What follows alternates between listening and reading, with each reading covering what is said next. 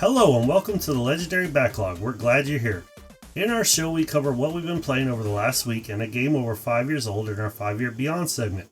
This is episode 10 and we're covering Ghost of Tsushima. I am Brian and you can find me at TryWinBrian on X. You can follow the show on Instagram and Facebook at the Legendary Backlog. And on X, you can find us at the Legend Backlog. If you listen to the show and you like it, please follow us on Patreon at the Legendary Backlog.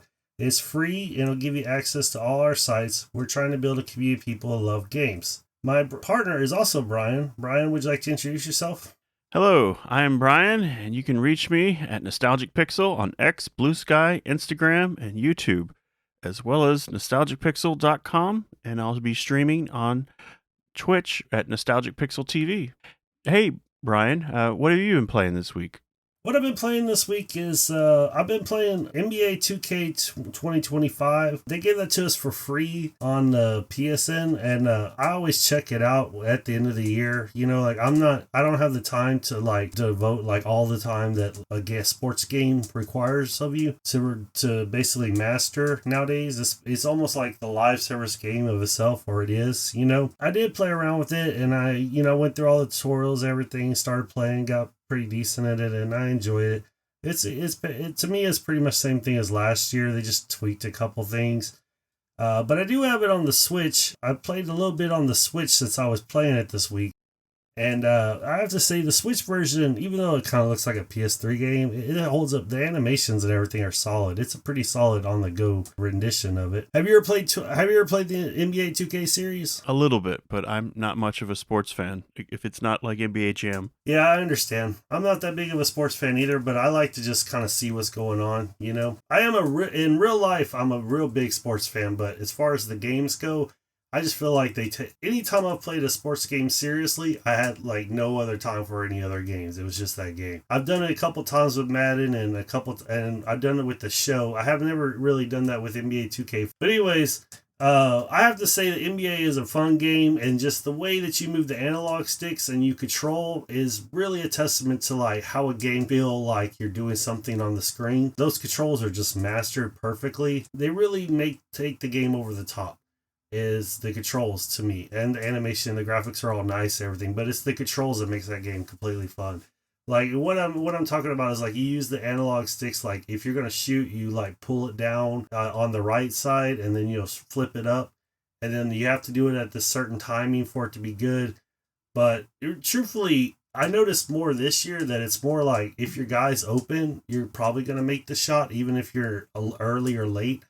But if your guy's not open, you gotta like almost hit it like perfect for you to get the basket.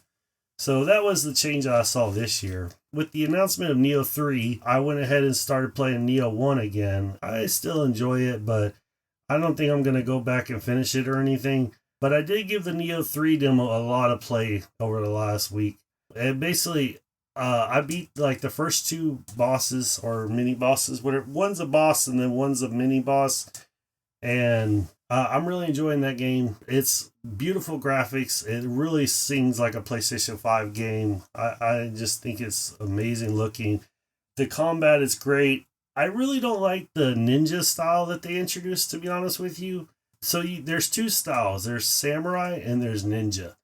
And in samurai mode, you basically fight. It's almost like a Dark Souls game or something like that. Like it's kind of like slow, deliberate combat. Like you're not going to sit there and be swinging real fast. Yeah, it's not like a Devil May Cry. Yeah, exactly. And, stamina is a really big thing in this game because you run out of stamina. You basically just sit there and like you can't do nothing, if you deplete everything. I've been playing the Samurai class, which is more like the Dark Souls, but they have this new class called Ninja, which moves real fast and deals like a ton of strikes, but it barely takes off any damage, Like you can sit there and like knock the crap out of somebody in that ninja style, and then when you back up, it's just like, it's almost like you barely hit them at all.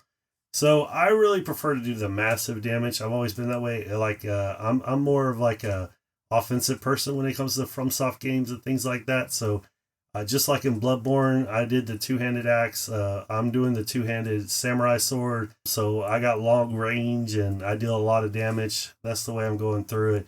I just really like the level design and I really like the combat. I think they're onto something here with Neo 3. It seems to be much improved from Neo 1. I didn't play Neo 2, but Neo 3 seems to be way more of a solid game than Neo 1 was for me as far as like the combat. You know, it's real satisfying. It seems fair. I mean, like a lot of games we've seen, it's not like the first one's really good and the second one is just a more polished, better version of it. And then now that we're at the third one, you're feeling like all the polish of what they did in 2 and what they're bringing to 3. So that's, not unusual that a sequel could be even better in ways of just improving things and making things even more polished. yeah, it's the evolution of the game series that's getting really polished and everything. But the level designs are like, see, to me, the level designs in Neo kind of felt like hallway-ish. Like there were some open areas, but a lot of it felt hallway-ish. Mm-hmm. This is more designed like a Dark Souls game where like there's a whole map and like everything kind of ties together and there's multiple ways to go. And if you take this path, you're gonna run into this guy. You're gonna have to fight and get past. If you take another path, you're gonna have to run to another guy. You're gonna have to fight to pass. You know, as far as like a big baddie. Sounds like a lengthy demo. Yeah, it's a really lengthy demo, and it's no joke either. I mean, like I'm dying left and right in that game, but it's still fun. I'm still making progress. The one thing that's noticeable to me about Neo 3 is it's hard to level up. Like they call it Arnima or something like that, but basically they're souls that you need to level up. So you need to get so many to level up like a stat. I mean, I'm sitting there around like a level 13 and I'm like passing all this stuff where like I'm seeing like people that are like level 21 and level 19 asking for help, right? Because you can ask for help online and like a little blue thing will show up on your game and you can help them out. I don't know how they got all those levels because it's like, to me, I mean, I've been taking out like pretty much every enemy, going around exploring the whole map, and like where I'm at, I mean, they had to sit there and farm, and that's what I don't like about the Souls games or FromSoft games or whatever you want to call them, is I don't like the fact that you have to sit there and farm to level up to get past stuff. You know, I like try to just play the game at the pace it is and just, sometimes I'll level up a little bit, but not much. But I mean, even in RPGs, you do a lot of grinding. I'm surprised you're not used to that. The secret is you got to find a good spot, right? Like I haven't found a good spot in the demo is basically what I'm saying. I have no idea how they're farming all these souls, but they are doing it. But yeah, as far as the number of people playing the demo, as far as what I see, like as people asking for help or people that just died that you can fight and get some of their gear. Yeah, it's like a ton of people are playing it right now, so it's super popular, I would say. It's a really good demo. Yeah, the fact that you'd even think about grinding in a demo just leads me again to believe that is a really in-depth demo. Oh yeah, this is like this is not like the demos of back in the day. This is like it's pretty lengthy. And the thing is that all this is going to be lost. I think. I don't think our progress is going to continue whenever like the game comes out or anything. So I mean, the fact that I'd plan on everything you're doing is just in this demo and is not going to carry over. That doesn't ever really happen. Right, but it speaks to the quality of the game that people are doing that for a demo, you know? Mm-hmm. Yeah, like when people go heavy in a beta and they know that all their stuff in the beta is just going to get, it doesn't matter when the actual game goes live. Exactly, just like that. So that's a testament to how good the game is. But this demo isn't even going to stay out forever. Like whenever you launch it, it says, "Hey, this is going to be taken down eventually." Oh wow, one of those demos. Yeah, so that's why I've been playing it so much recently, is because I want to enjoy it while it's here. And you can tell they're going to tweak some things. I think they're going to tweak some of the ninja stuff and make that more plausible as in a form of attack. It's a real good game. I enjoy it. If you haven't tried the Neo 3 demo and you're into those type of games, I would definitely give it a try. The last game I played was Final Fantasy VIII Remastered. I went ahead and gave that a shot just to see what it was like, see if I could go back to those days, because this one is barely remastered, right? It's like pretty much the same game except for like just upscaled, full motion videos, and the character polygons have been redone. And they're not even redone to where they look great. They just kind of like are more clear and less pixelated, but they still match the game. Does that make sense? Yes, it does. So I played that, and to be honest with you, I can't go. I mean, I used to think that those days of SquareSoft on the PS1 were like the cream of the crop days for RPGs. But man, as far as Final Fantasy VIII, I just can't go back to it, man. It's really boring. I kind of see why our JRPGs have or RPGs in general have gone the way they are as far as action, because yeah, just sitting there, just you just talk. The amount of people and story you have to go through to get to anything is just, and it's like it's not narrated or spoken anymore. Like I basically become so accustomed to new RPGs, it's hard to go back. Is what I'm saying. Mm-hmm. I still plan on playing it a little bit more, see if I can get into it. But What'd you say you're playing it on again? The Switch? PlayStation 5, I'm playing that on PlayStation. Oh, the PlayStation. I think we were talking a minute ago, like how it's got a lot of, because it's like an emulated game, it's got a lot of like a few quality of life improvements to revisit it today, even though, like you said, the pacing is very slow and methodical, unlike current RPGs. Yeah, the good thing is that to basically they know that you don't have time in your life to go. This is my opinion. They know that we don't have time in our life to go back and like sit there and play this game like fully, like give it 50, 60 hours, whatever it deserves. So that you can speed it up times three, so the game can actually be like three times faster during battles. And then on top of that, you can always have like your limit gauge, and you can always basically have full health and everything if you need to get past the hard part or something like that. Those things, they do turn off trophies though. Just to warn everybody, they do turn off trophies if you do that. Brian, what have you been playing this week? Well, I've been playing a few things here and there. Like let's start off with I was had my PlayStation 5 hooked up because we were playing Ghost of Tsushima. So I was playing around with some other games on there. With my Castlevania collection, I was playing the Castlevania Bloodlines, the Genesis entry into the Castlevania series, just to play around. You and I were talking about it, and you mentioned like you hadn't played it, and so I was like, oh, I kind of want to go jump in a little bit and do that again. So I played it some, and got my password, and then like took a break from that, and then jumped into some other PlayStation games. I played an old PSP game that got re-released, and it's on now. I'm playing on the PS5. Loco Roco Midnight Carnival. There's Loco Roco 1, Loco Roco 2, and Midnight Carnival is kind of 3-ish without being called 3. And it's just kind of Loco Roco is a very Japanese game, and it's fun. It's very simple controls. If you got to remember, the series started on the PSP, and they really haven't done much since then besides re-release them. Anyway, you play like this small little ball that you can bounce around that talks and sings, and if you collect other things and make it get larger and larger, and then when it gets big, you can break them up into small little Loco Rocos. But basically, it's kind of like a puzzle game, but with just like tilting the world left and right to kind of manipulate your character and to get around. It's fun. I enjoy it. It's very relaxing, more or less, for me. It's kind of a calming game. Just because I wanted to check it out again. Like I checked out the streaming on the PlayStation 5 with Super Street Fighter 2 Turbo Remix. So this is the remix that we got on the PlayStation 3, and then there is a Switch version that came out at like around launch for the Switch that has Evil Ryu, and I haven't played that one. So, but anyway, I was just playing around with this one, and I would say this is like the Street Fighter the movie, the game like level kind of deal. Was when they first announced this game, they were showing off like how they were gonna HD, get the Street Fighter 2 and HDify it by like carefully scaling it up to where it looked amazing. And then they realized that's going to take too much work. What if we do it with pay someone a lot less and do a lot cheaper? And then that's what they did. And so it looks fine. It has its own art style, and what I'm kind of saying, and hasn't aged that terribly. The art style, it looks whatever, but the game is all there, and it's fun. It was just kind of messing around. Like I said, it's kind of like a horse of a different color.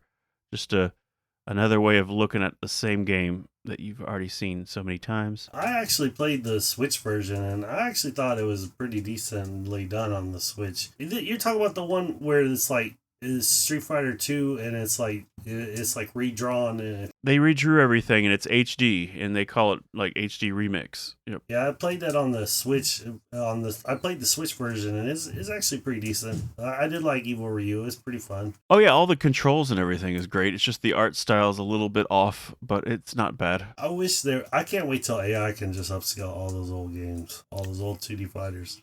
So you played on the Switch? So did you check out Evil Ryu? Was like a new character they added? Yeah, he was pretty neat. I enjoyed him. It was pretty neat. He's a little overpowered, so it's kind of like you feel kind of guilty playing him. Yeah. I wish the game was not like every time I see it, it's like $40 or something or higher. Oh really? I wish the game was just reasonably priced for something we've already bought over and over and over again.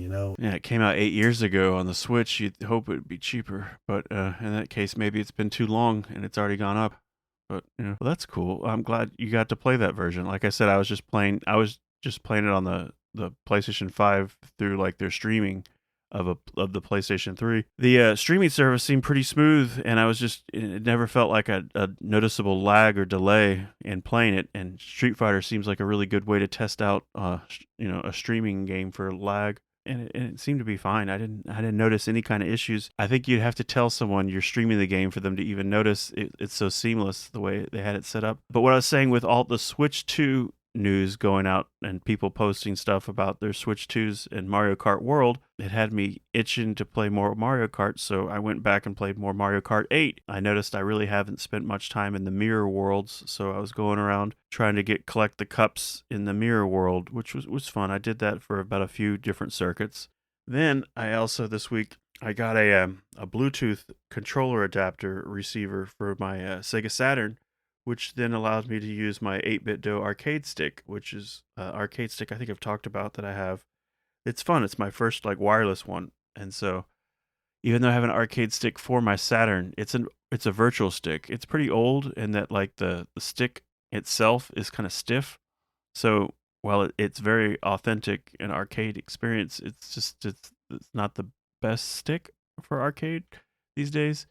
So it was a very nice change to be able to play the games on my Saturn with the arcade stick. And I mentioned earlier that like with my Sadiator, I set it up to where previously I was having problems because the Saturn only has so much internal memory.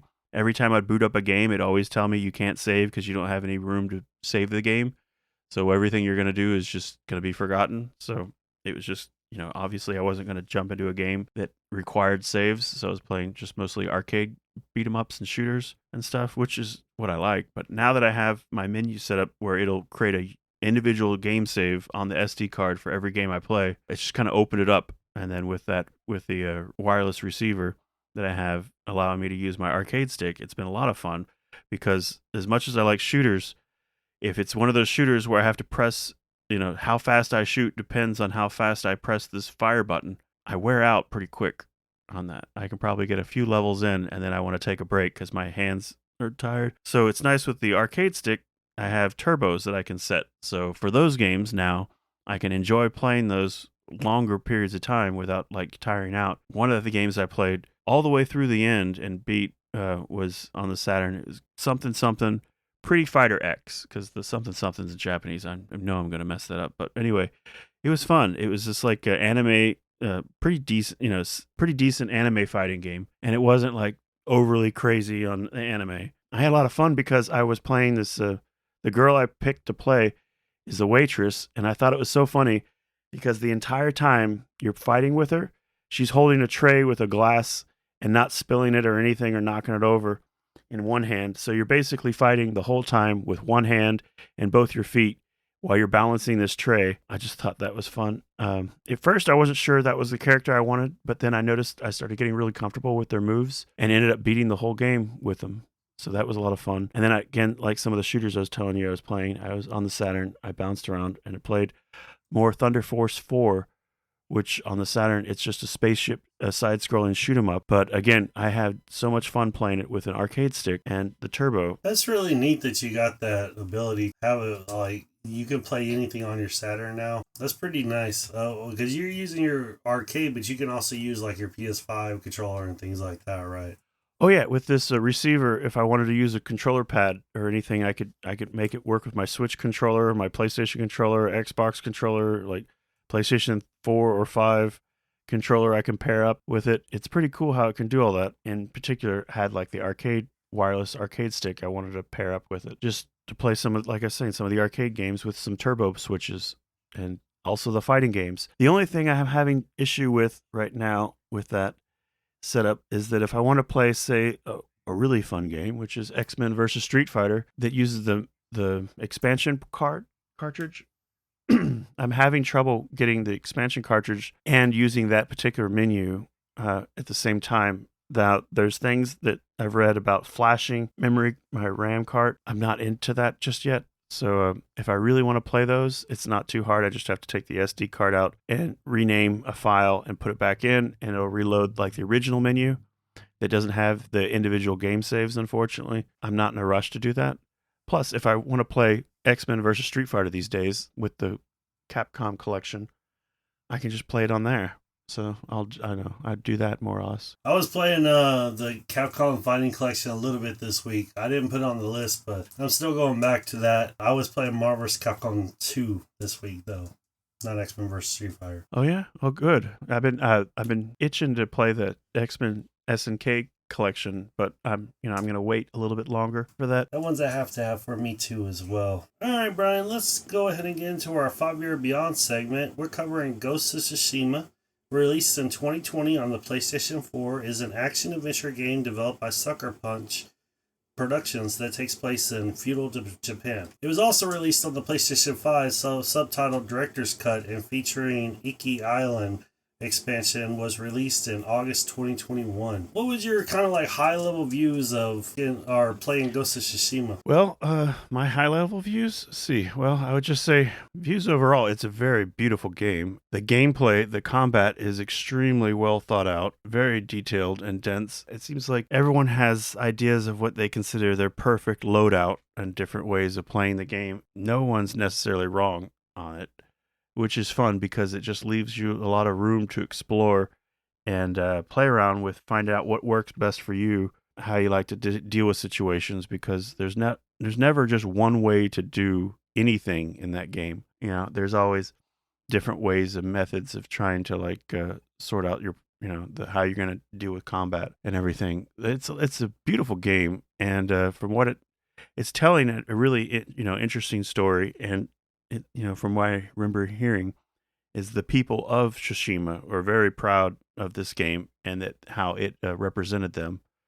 So going in knowing that. Yeah, they actually gave Sucker Punch an award for actually being so true to what feudal Japan was and the samurai and all that. So it is really accuracy. And as far as the beautiful world, I mean, this is like one of the best looking games on the PlayStation 4 by far, and it looks great on the PlayStation 5. The world and the levels in which they created are just gorgeous. From the tall grass to the mountains to the snow, it's just a beautiful. Yeah, and coming off of Breath of the Wild recently, a lot of times I've been playing it like a Breath of the Wild game. Going around, opening new areas, exploring, doing different things, and just playing around. Unfortunately, it doesn't have quite the same physics engine, so I can't just scale every wall that I see, but pretty much there's always usually a route somewhere. It's just, more specific on that. The physics itself are nice, but I would say it's somewhere in between. It's not quite the same level of physics in Breath of the Wild, but it's somewhere around Horizon Zero Dawn physics in the world. A little more than that. Yeah, it's more like a traditional open world game. It's more like they give you tools, stats, and talents and things like that, instead of letting you just like the physics engine in Breath of the Wild and Tears of the Kingdom is like super unique. Not many games have that kind of physics to them. One of the things coming off of Breath of the Wild, though, is that it really drove me crazy. You could not cut the grass. I don't know why.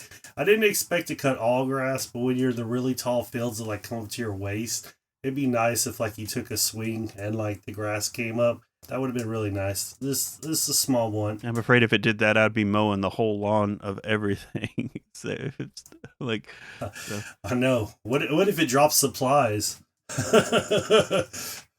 I know, that's right. If it dropped, if you cut grass and things showed up, I'd be like, oh, this isn't. I'm in trouble. Like I already do it a lot in Zelda, but and this would just be so much work. But and it doesn't do that, which isn't too bad. But if it did, I would be all over it.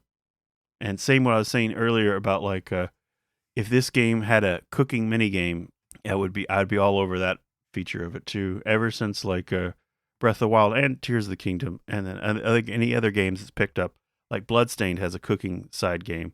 And they picked that up largely because they played Breath of the Wild and they thought, wow, the cooking's really fun.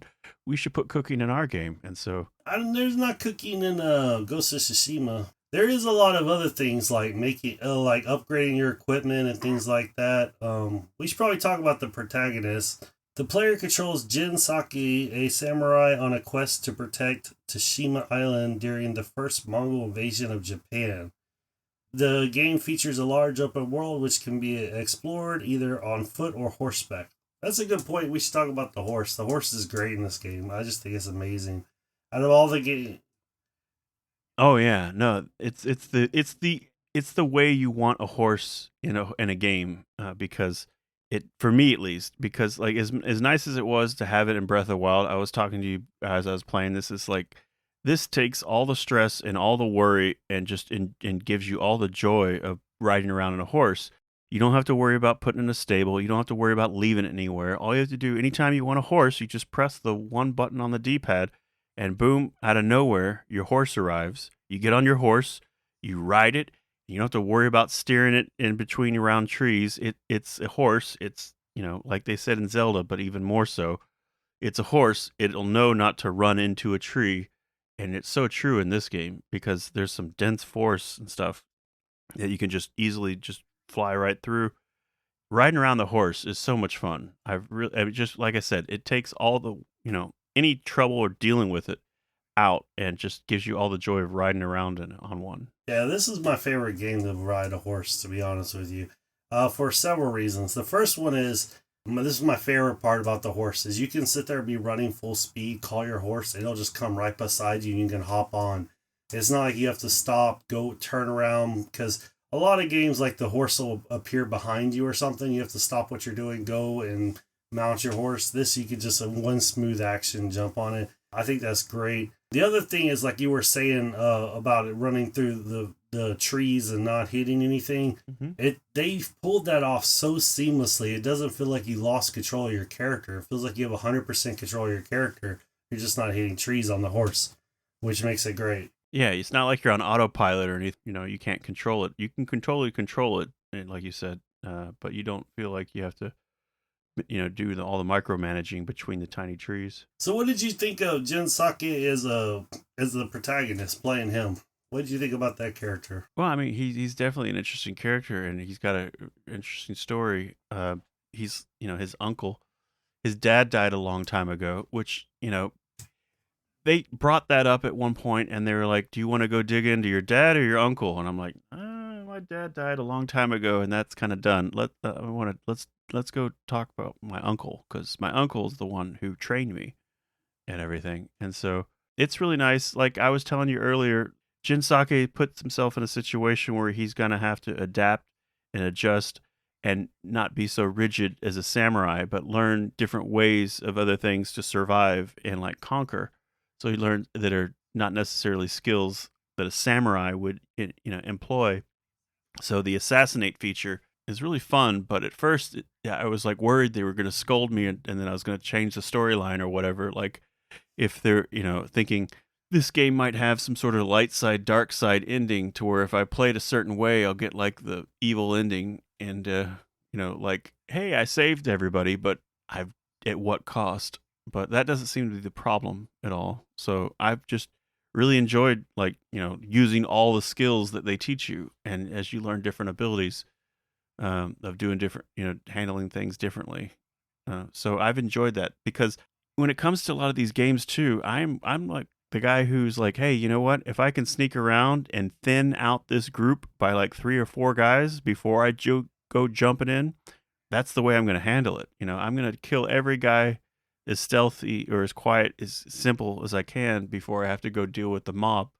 if I can knock them off one at a time, that's the way I'm going to go about it. Yeah, I like how you can go. You can choose to take people out stealthily. The stealth game I actually really enjoyed because like Metal Gear Solid 5 is one of my favorite games, and the Metal Gear series is one of my favorites. So I really enjoyed when stealthing out a couple people. Maybe 4, 5, 6. Sometimes you can do the whole area. Yeah, and same with like Last of Us, where if you had to sneak around or the clickers would find you. So I just sneaking around with Metal Gear, and that is I enjoy that kind of gameplay. I know some people who actually they want to like Metal Gear Solid, but they hate the sneaking and they just want to go around and shoot everything. I'm like, you're missing the point. But yeah, It's either you like it or you don't, right? But the thing about this is you can approach it very straight on too, with a standoff. Or a standoff is where you basically hold the triangle button until the enemy actually moves and comes towards you, and then you basically slash them. And it's like a standoff between you and one person, and then you can do several other after that once you level up and things like that. Oh, sure. Yeah, the standoff is another thing that's fun. So, like I said, you can stealth around and try to thin them out, or sometimes you can just kind of walk in, announce yourself, and have a standoff. And one of the fun parts about the standoff is that it'll fill up your resolve meter. And that's probably something we probably want to get into, like how the gameplay kind of functions, where you have a health meter and you have a resolve meter, and you can spend those resolve to renew your health, and then you can also spend the resolve to perform certain special attacks. So you're kind of balancing that out, and you gain resolve by how well you're playing or whatever. If you combo things and stuff, it rewards you by giving refilling your resolve. So it's the system that kind of feeds off of each other, right? Because resolve, you basically build up by doing combat, and then you have to use it to heal yourself or to do special moves. So it's kind of like it's a system that kind of keeps going around in a circle. And you have to manage it during battle. What I really enjoy about the combat system, though, is there's really no way that you could just hack and slash your way through this. You have to think, you have to change stances. There's 4 major stances, and each stance is good against a certain type of enemy. I think you get the sword, the one that's good against swords first, and then you get the one that's for shields second, and you get the one that's for spears third. One for the big brutes. The big brutes is the 4th one you get, yeah. You just don't go into a whole group and just start slashing around. It's not going to work. You're going to die real quick. You have to be careful. Yeah. You have to guard. You have to parry. You have to roll. It's a really neat combat system. I really like it. I would say it's a simplified like Soul system, almost like that. It's just the enemies just don't take off like half your life every time they hit you. Yeah, and it's also a game that your character is gaining more strength and more power and more abilities over and over time, to where like the way you're playing it now in the beginning can be drastically different later on when you're all powered up, and you can kind of jump in there with a smoke bomb, assassinate 3 people, and just go to town, and then do like a spin attack that kills like everybody.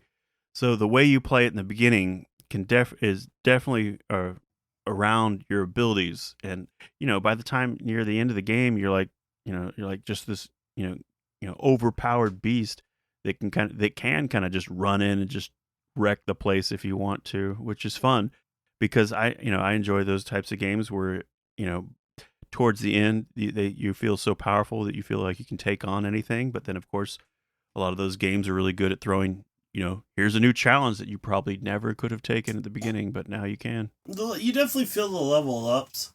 I remember playing through the first time. One of the things I noticed the most that we level up is when you upgrade your sword. I think there's like 4 or 5 different upgrades you get for it, but every time you do, you feel the damage. Oh yeah, definitely. When you upgrade that sword, you totally feel the damage. What usually took a few swings is now like even like half that or less.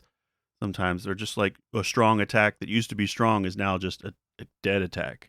And the other thing is that you can choose how you want to go, because you can go really armor and really battle it out, or you can go like you were saying, you can do tricks and gimmicks to get by in battle, or you could be lean and slender. The one thing I kind of wish is that you could choose what you look like without having the stats, but every piece of like chest armor has a stats on it that basically choose how you're going to play. So that's one thing to note out. Like the helmets and the face that you choose and your sword really don't do much as far as stats, but your chest piece does. You have those charms that you assign to them as well to add more things. Oh, those charms make you like super Mhm. overpowered. That's to your weapon, though, right? Those charms are, yeah, you get charms by doing things like climbing up into these temples that have been burned down by the mongrels. So you got to find your way like climbing around the mountain and everything. Some of them are actually pretty long. But yeah, you basically get those. You get charms, and you get charms for other things, helping out, doing quests. But those charms really start to add up. Like what they'll do is they'll give you like plus 15% resolve gain, or I've gotten one that'll raise you with half your resolve filled. There's all different kinds of types. It is up to you to kind of pick the gear that you want, the talents you want, and the charms you want, and that ultimately determines your play style. So you can be really stealthy.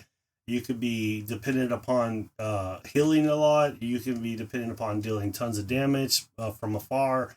There's a lot of things you can do. So it's a really neat game, and the combat's just great. Yeah, and the way it has it is like the map when you're looking at the map and they throw you in the game, like you kind of feels like you go straight to like the act objective, but in the meantime, there's all these other things you can do if you want, like recruit others to help join your fight, or some of those are story based, but then there's also like we're talking about the upgrade trees and things. And one thing that's really nice about this is there's a lot of cool different features and things that you can get with your upgrade trees, but the it has you excited because you can see exactly what they are. That's nothing's hidden. You can kind of see all the way down. If you put points in this, what does it look like at the end? What is the final thing? Kind of shows you everything.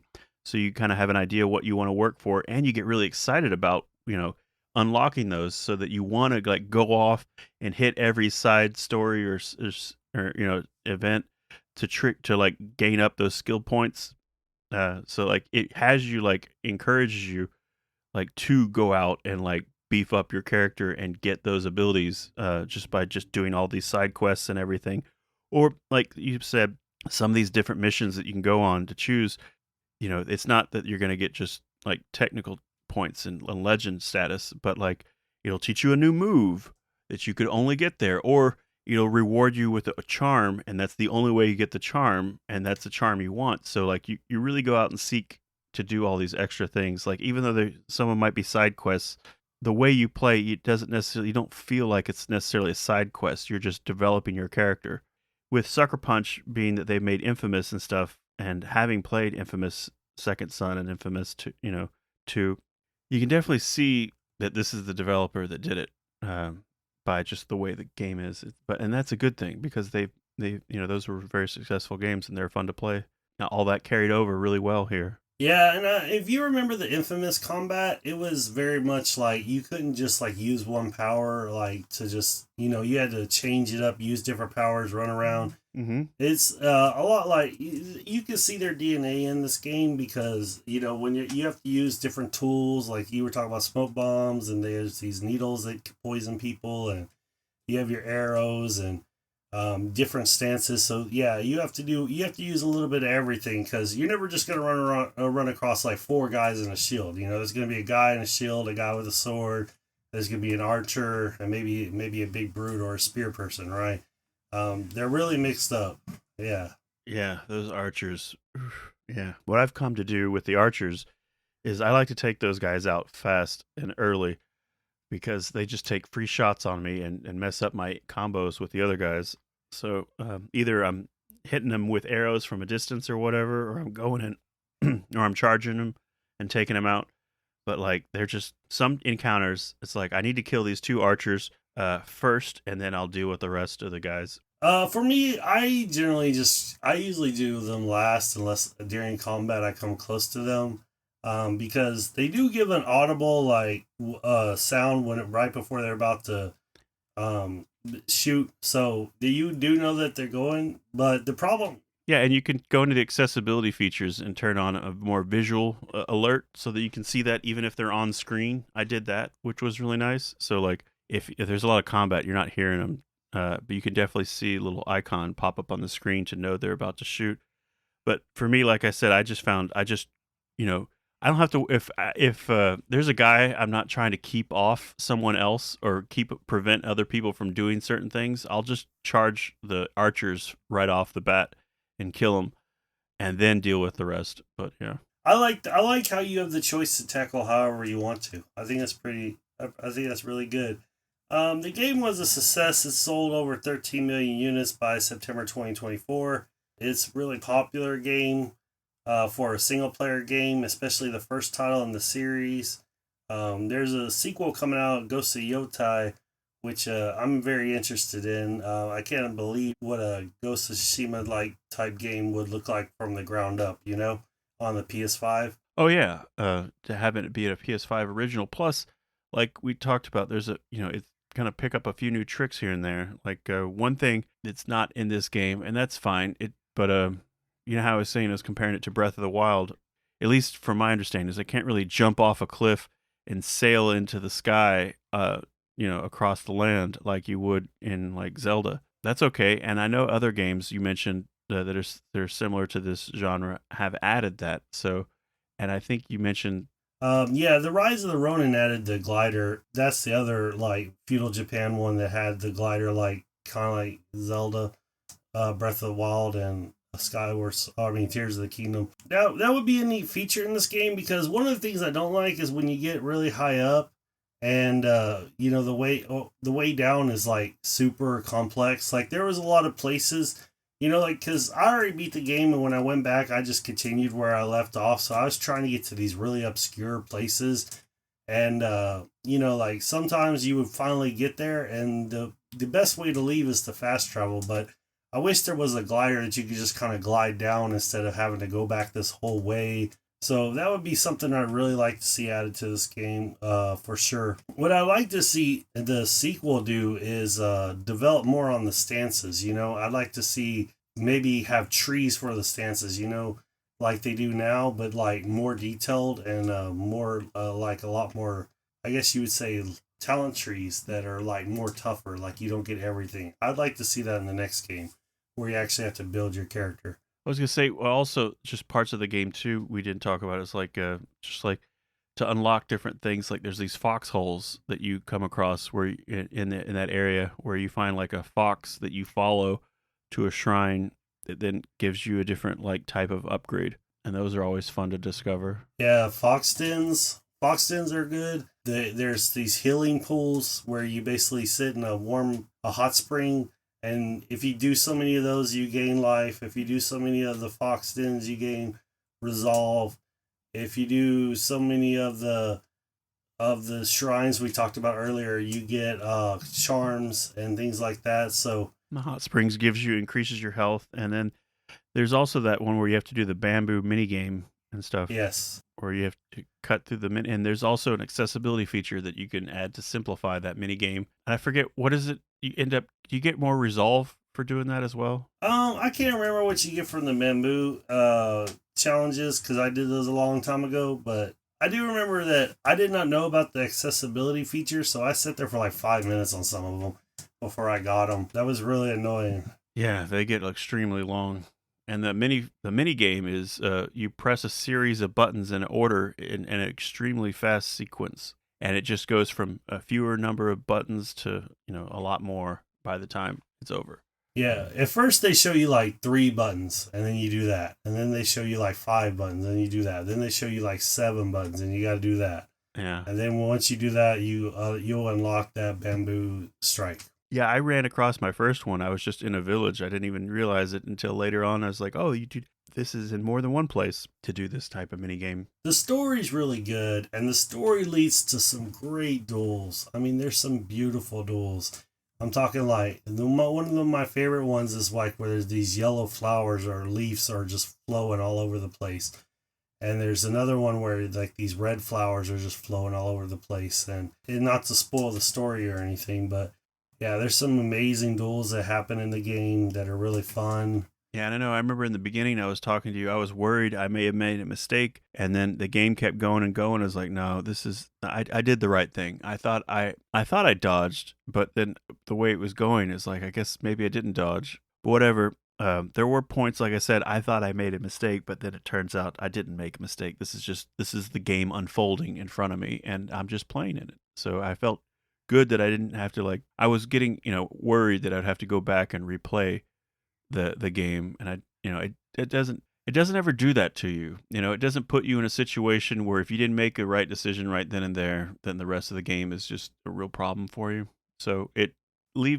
gives you lots of room to make your own mistakes without having to feel like you have to reboot the game. Right. And the story is pretty decent. I don't want to go into it too much, but it's basically like a revenge story. Something happens to Jin Saki and his army at the beginning of the game. He basically becomes a lone warrior, goes out to, basically become kind of like a samurai slash a little bit of dark ninja, to basically free Ghost of Tsushima.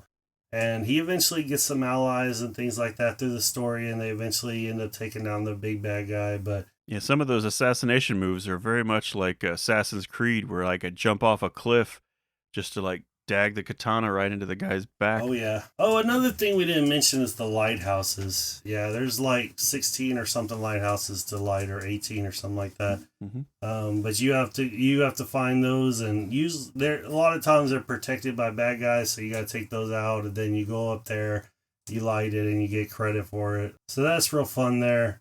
I love the way the map opens up. I know we talked about exploring the open world, and it really the world rewards you for exploring it, like we were saying, because you'll find a fox den, you'll find a healing pool, you'll find a shrine, or you'll find a new place you can fast travel. You'll find a gang of guys, and if you take out the leader, it improves your stats. And at the same time, if you observe the leader and then kill him, you'll get even more stats. So or it'll unlock a new fast travel location. So you want to hit those places just because.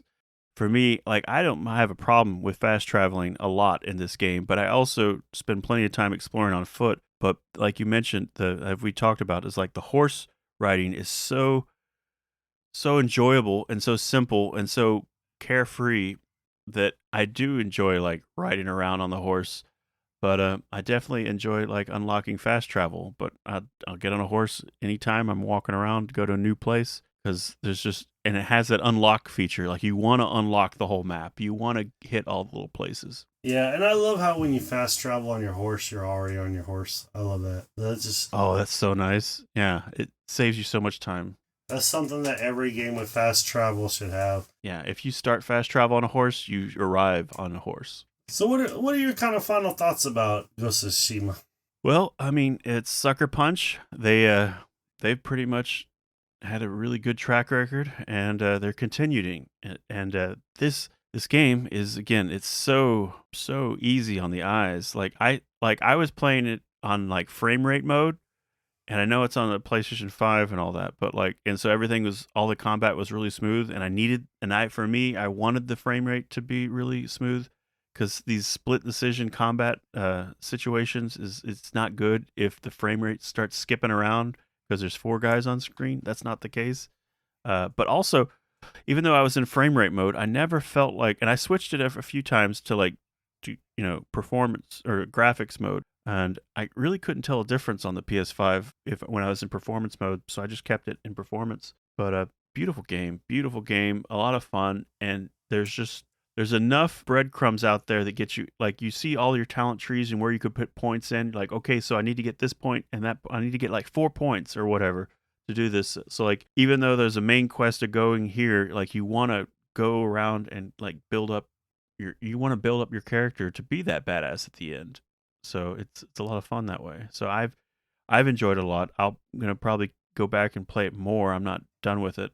I could see, everything they've done leading up to this game, and then they just took it so much further. And the fact that the people of that island are so proud of the game and how well they were represented, just really puts that game on another level. Great. It sounds like you really enjoyed it. Great final thoughts. My final thoughts on Ghost of Tsushima is much similar to yours. It's a beautiful world, one of the most beautiful worlds ever created. It just makes Japan look like paradise. It really does. There's so much to explore, so much to do, so much to unlock, so much to level up. It really keeps you going. It keeps you addicted. You're not hurried about. You're not feeling rushed to finish the story.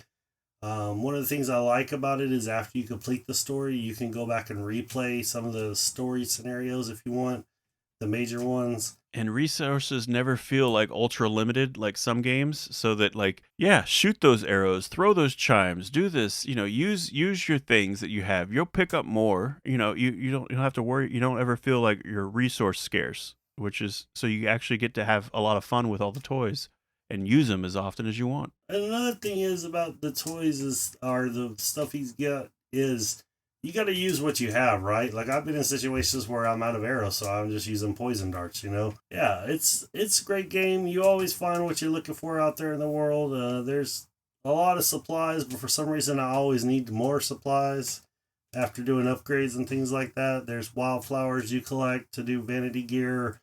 There's like silk and leather. Yeah, your bags never get full. That's so nice. Yeah, your bags never get full. You're never over encumbered. That's great. The fast travel's great on the PS5. It's just like lightning fast. Oh, I know. It's like there's zero load. It's just boom. It's like, okay, this is the PS5 version. Obviously, this is because it just dropped me in the other side of the map, and it just all it did is like there was no loading. It just went. The loading was invisible. Very invisible. In all honesty, I think this is one of the best games that like PlayStation as a whole has ever produced. I mean, I really do think that.